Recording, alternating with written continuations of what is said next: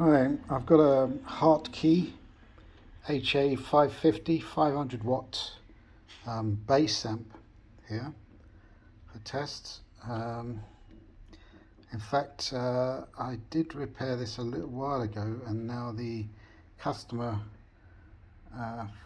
6 months later is saying that at high volumes there's distortion.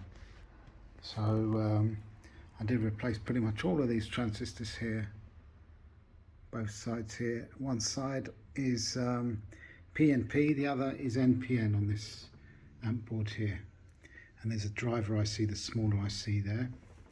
Now normally distortion would be caused by a poorly set bias, because obviously the wave that goes through there would be clipping on the top or the bottom half of the waveform.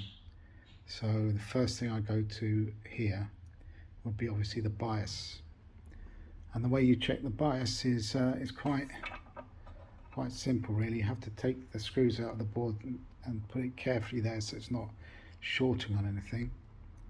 And this is the bias pot here, VR302.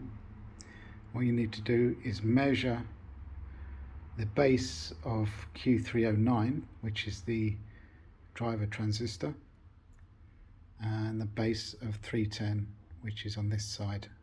It's opposite way around, and just see what the voltage is on there.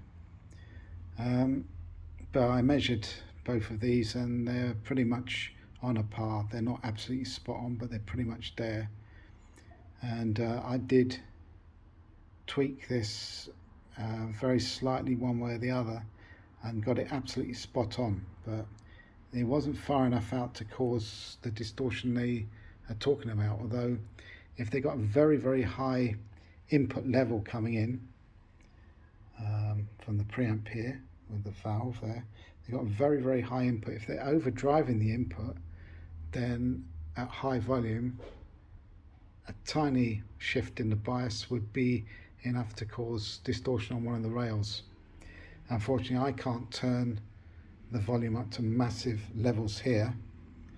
I could use my dummy load, turn it right up, but certainly not with my speaker here, because I've got neighbours here, so basically I can't do that.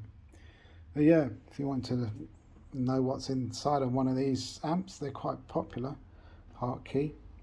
They're class AB, which is really good. It's not a class D, it's class AB. It's easier to work on,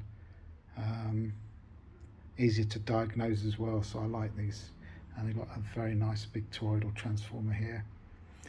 The fan on this is extremely noisy. I don't think that's anything new really. I think these fans do get noisy over time. I might replace it actually, depending on what the customer says. I have worked on these with two amps in, one here for the high frequency and another one on this side for the low frequency, and that was also an HA5500 as well. So I don't know what distinguishes it, but on the back, the jacks at the back here, speaker jacks, you've got one high output and one low output depending on which power amp board you're working with. So anyway, this has only got one board, so it's going to do all the frequencies, this particular one. As I say, it's all checked. I don't think I can really find a problem with this, but I might put it on the dummy load tomorrow and see if I can get the voltage up, put the scope on there and find out what's happening with the waveform. Anyway, thanks very much for watching this video. I hope you learned something that was useful.